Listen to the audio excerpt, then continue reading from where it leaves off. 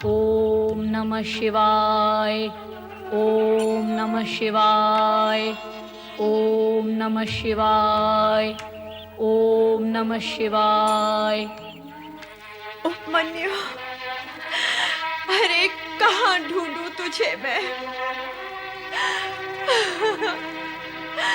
अकेली लौटकर वहां जाऊं कैसे उपमन्यु?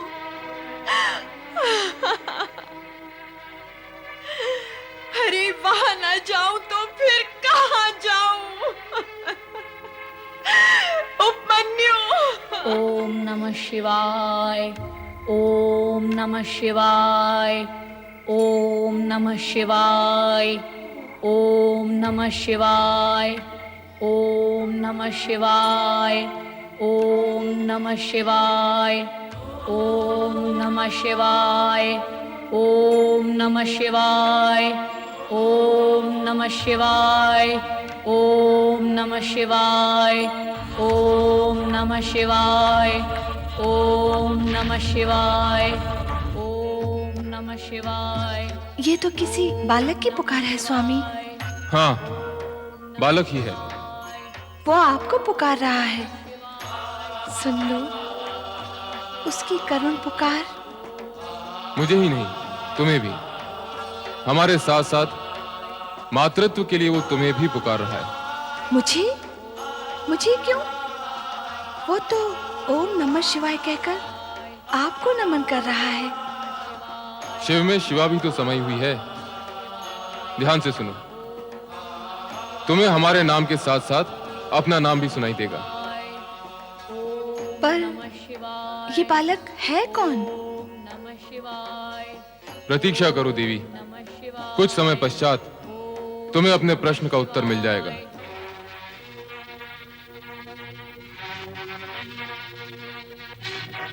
क्यों री?